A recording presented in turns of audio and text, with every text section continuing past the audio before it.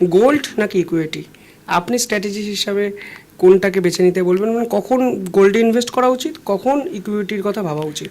ঠিক, এটা খুব গুরুত্বপূর্ণ একটা প্রশ্ন।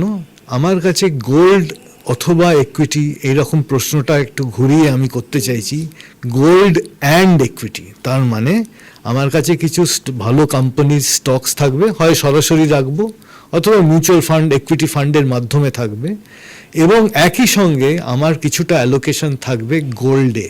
গোল্ড একটা খুব ইম্পর্ট্যান্ট অ্যাসেট ক্লাস, এবং আজকের দিনে দাঁড়িয়ে গোল্ডের যে ইতিবাচক একটা ভূমিকা আছে সাধারণ মানুষের পোর্টফোলিও, সেটা নতুন করে বলার নয়। গোল্ডও রাখবো, গোল্ডকে হয়তো আমি 10-20% ওয়েটেজ দেবো, অর্থাৎ 100 টাকা যদি থাকে আমার কাছে 80 টাকা হয়তো আমি ইকুইটিতে রাখলাম, 20 রুপিস আমি 100 টাকার মধ্যে বার করে গোল্ড বা কমোডিটিস একটু যদি বাস্কেটটাকে বাড়িয়ে দিতে পারেন সেখানে হয়তো রাখলাম, সেখানে হয়তো কিছু সিলভার থাকলো, যদি সম্ভব হয় কোনোদিন কপার ইত্যাদি, সেগুলোও হয়তো আমি রাখবো। তবে গোল্ড এবং সহযোগী অ্যাসেটসের সঙ্গে কথা আমি এখানে বলতে চাই, সেগুলোর জন্য আমি খানিকটা অ্যালোকেশন করলাম।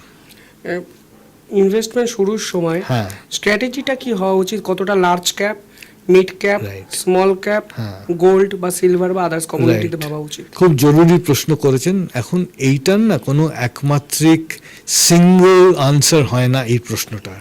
প্রত্যেকটা ইনভেস্টর ইউনিক, প্রতিটা মানুষের আলাদা আলাদা রিকোয়ারমেন্ট।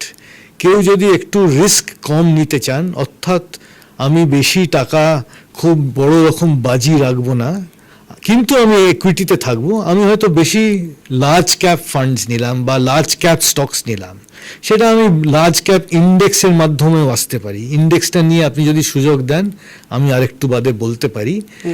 লার্জ ক্যাপটা একটু কম রিস্কি মিড এবং স্মল ক্যাপের তুলনায়। আমি যদি রিস্ক অ্যাভার্স মানুষ হই, অর্থাৎ অত বেশি ঝুঁকি নিতে চাই না, আমি সেই রকম ইনভেস্টমেন্ট করলাম। আবার ধরুন ক্লাসিক্যালি একটা উদাহরণ দিচ্ছি, আমার অল্প বয়স, আমার 30 বছর বয়স, আমার অনেক সময় রয়েছে, আমি ভরপুর স্মল ক্যাপ নিতে পারবো। সেখানে আমি রিস্ক টেকার, আমি খুব উইলিংলি স্মল ক্যাপে আমি আমার অনেক টাকা বা বাল্ক অফ দি অ্যালোকেশন আমি সেখানে করলাম। কাজে একটা উত্তর হয় না, মানুষের চাহিদা আলাদা, রিস্ক প্রোফাইল আলাদা, প্রত্যেকটা মানুষ